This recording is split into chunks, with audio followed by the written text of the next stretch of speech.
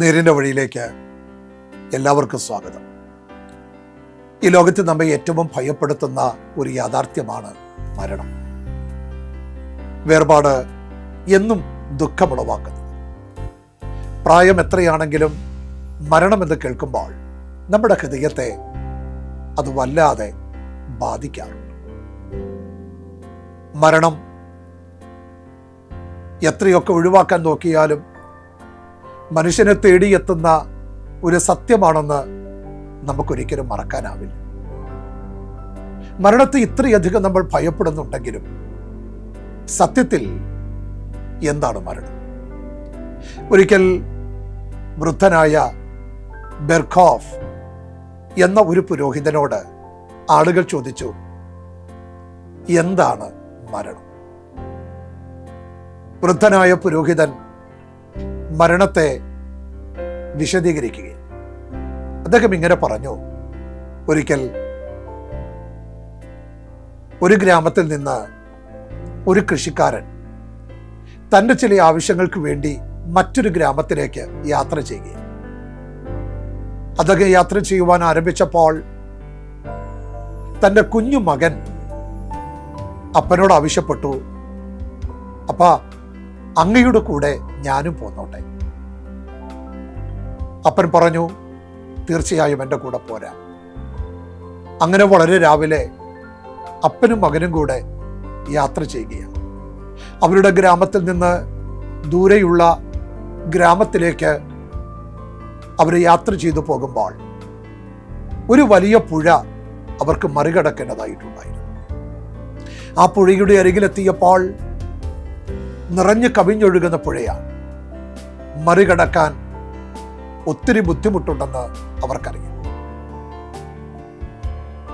ആ പുഴയിലൂടെ ഒഴുകി വരുന്ന മരക്കഷണങ്ങൾ,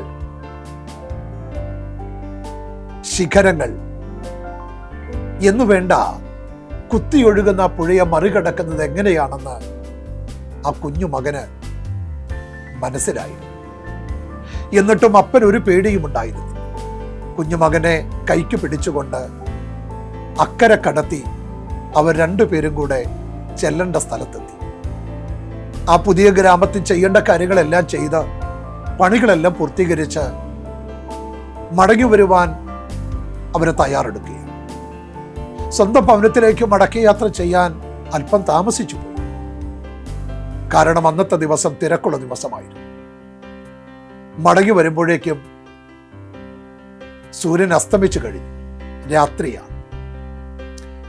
രാത്രിയായപ്പോൾ അപ്പൻ്റെ കൈ പിടിച്ചാണ് ആ കുഞ്ഞുമകൻ സ്വന്തം ഭവനത്തിലേക്ക് നടക്കുന്നത്. നടന്നു വരുമ്പോൾ ആ കുഞ്ഞ് കരയാൻ തുടങ്ങി. അപ്പൻ ചോദിച്ചു, നീ എന്താ കരയുന്നത്? മകൻ പറഞ്ഞു, ഇത് രാത്രിയല്ലേ, ആ വലിയ പുഴ എങ്ങനെ മറികടക്കുമെന്ന് എനിക്ക് അറിഞ്ഞുകൂടാ, എനിക്ക് വല്ലാതെ പേടിയാവും. ആ മകനോട് അപ്പനൊന്നും പറയാതെ അവനെ രണ്ട് കൈകൊണ്ട് വാരിയെടുത്തു. എന്നിട്ട് നെഞ്ചോട് ചേർത്തു വെച്ചു. അപ്പൻ്റെ നെഞ്ചിൻ്റെ ചൂടേറ്റ് ആ കുഞ്ഞുമകൻ പെട്ടെന്ന് തന്നെ ഉറക്കത്തിലേക്ക് വഴുതി വീണു. പുഴത്തീരത്തേക്ക് എത്തിയപ്പോഴേക്കും മകൻ നല്ല ഉറക്കത്തിലാണ്. അവനെ ഉണർത്താതെ തന്നെ ആ അപ്പൻ പുഴ കടന്ന് സ്വന്തം ഗ്രാമത്തിൽ തൻ്റെ വീട്ടിലെത്തി. മകനെ കൊണ്ടുപോയി തൻ്റെ മുറിയിലെ സ്വന്തം കട്ടിലിൽ കിടത്തി. പിറ്റേ ദിവസം എഴുന്നേൽക്കുമ്പോൾ മകൻ സ്വന്തം മുറിയിൽ സ്വന്തം കട്ടിലിലാണ്. വളരെ സന്തോഷത്തോടെ ആ പുതിയ ദിവസത്തെ സ്വീകരിക്കേണ്ടതിന് ആ മകൻ എഴുന്നേറ്റ് വന്നു.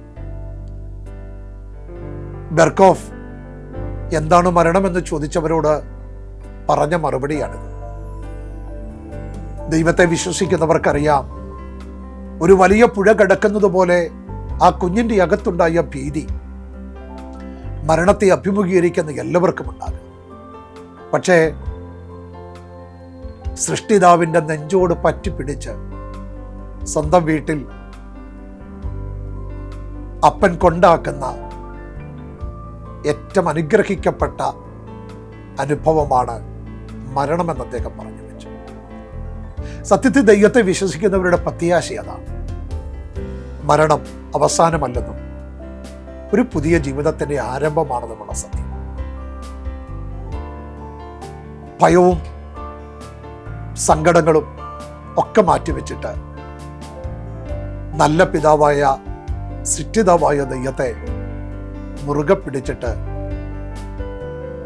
ആ നെഞ്ചിൽ മുഖമമർത്തി ശാന്തമായി സമാധാനത്തോടെ ഉറങ്ങുന്ന അനുഭവം.